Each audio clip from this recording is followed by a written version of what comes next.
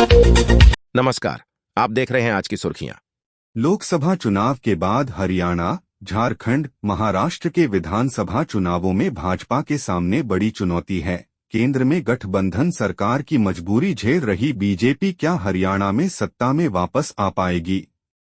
क्या कांग्रेस राज्य में हालात को अपने पक्ष में कर पाएगी? हरियाणा में भाजपा पिछली 2 बार से सत्ता में है। तीसरी बार राज्य में सरकार बनाने को लेकर भाजपा को कड़ी परीक्षा से गुजरना तय है। लोकसभा चुनावों में 10 में से 5 सीटों पर भाजपा को हार मिली है। इसका प्रभाव राज्य की विधानसभा चुनाव में पड़ना निश्चित है। विपक्षी दल कांग्रेस को मिली सफलता से स्थानीय नेताओं में विश्वास पुख्ता हुआ है और बड़ी सफलता की उम्मीद बंधी है। क्षेत्रीय दल इनेलो, जजपा को जिस तरह से मतदाताओं ने नकारा है, उनका कोई राजनीतिक आधार कहीं बचा हुआ नहीं दिख रहा। हरियाणा में सत्ताधारी भाजपा को मुख्य चुनौती कांग्रेस से ही मिलने वाली है, यह स्पष्ट है। लेकिन कांग्रेस को अपनी चुनौतियां भी कम नहीं, जिनसे पार पाए बिना विधानसभा चुनावों में बड़ी सफलता हासिल करना आसान नहीं होगा। संगठन की कमी के कारण कांग्रेस अपनी व्यवस्थाओं को लोकसभा क्षेत्रों में पूरी तरह मजबूत नहीं कर सकी है, जिसके चलते पार्टी उतनी सफलता हासिल नहीं कर पाई जितना विरोध सत्ताधारी दल का जमीन पर चुनाव से पहले दिखाई दे रहा था। रणनीतिक तौर पर भी चुनाव प्रचार में कांग्रेस अपने घोषणा पत्र में दर्ज बिंदुओं को आमजन तक सघनता से पहुंचाने में कमजोर ही रही। प्रदेश के बड़े नेताओं में वर्चस्व की प्रतिस्पर्धा को नियंत्रित करने में प्रदेश अध्यक्ष गंभीरता से हल नहीं कर पाए। कांग्रेस द्वारा नियुक्त प्रदेश प्रभारी भी सभी गुटों में सामंजस्य बनाने में लगभग विफल रहे हैं। कांग्रेस की आपसी गुटबाजी ने अन्य राज्यों में जिस तरह कांग्रेस की मजबूती को पलीता लगाया है, उसके बाद भी कोई सख्त कार्रवाई केंद्रीय स्तर पर होती दिखाई नहीं दी। हरियाणा में भी ऐसी ही गुटबाजी को अलग ढंग से कुछ स्थानीय नेता बढ़ाने में कोई कोताही अभी भी नहीं बरत रहे हैं। मैं और मेरा के सवाल पर निरंतर कशमकश बनी हुई है, जिसका सीधा प्रभाव आम मतदाताओं के कांग्रेस के प्रति विश्वास पर पड़ना निश्चित है।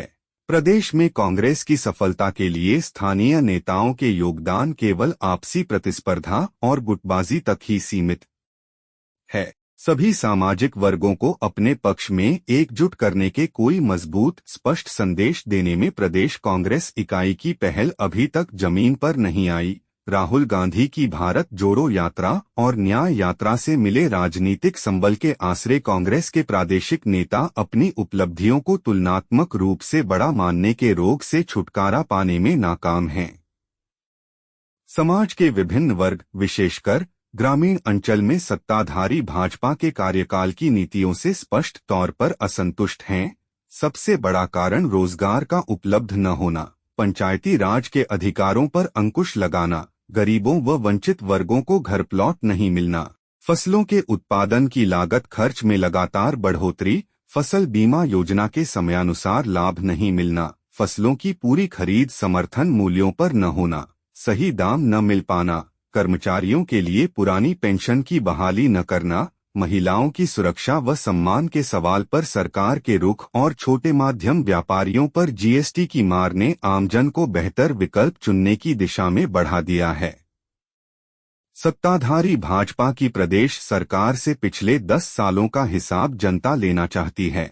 इसका प्रमाण लोकसभा चुनाव प्रचार के दौरान अधिकतर क्षेत्रों में दिखाई दिया है। वर्तमान में प्रदेश की सरकार अल्पमत में है। भाजपा को 2019 के विधानसभा चुनावों स्पष्ट बहुमत नहीं मिला था। भाजपा के विरोध के आधार पर चुनाव में 10 सीटों पर सफल हुई स्थानीय पार्टी जजपा के जिस गठबंधन को भाजपा ने 4.5 तक अपनी सरकार चलाने के लिए प्रयोग किया, चुनाव से ऐन पहले चुनाव लाभ हानि के परिप्रेक्ष्य में उसी गठबंधन से नाता तोड़ लिया। निर्दलीय विधायकों व असंतुष्टों के आसरे सरकार को बनाए रखने की नीति के तहत मुख्यमंत्री तक बदल दिया। लेकिन लोकसभा चुनावों में प्रदेश की दोनों आरक्षित सीट के साथ साथ प्रदेश की अग्रणी जाति जाट के गढ़ की 3 सीट पर भी भाजपा को हार का मुंह देखना पड़ा है।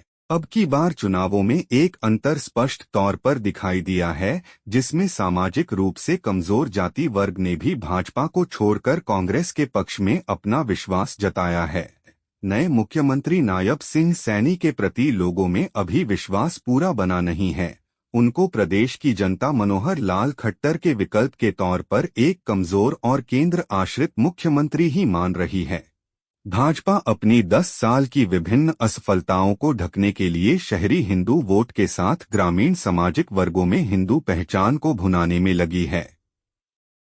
एक धर्मनिरपेक्ष, सुदृढ़ सामाजिक भाईचारे की संस्कृति वाले प्रदेश में कांग्रेस सामाजिक समीकरणों में कितना परिवर्तन कर पाएगी, किन वर्गों को फिर से अपने पक्ष में खड़ा कर पाएगी, ये चुनौती कांग्रेस के लिए हरियाणा में इंतजार कर रही है।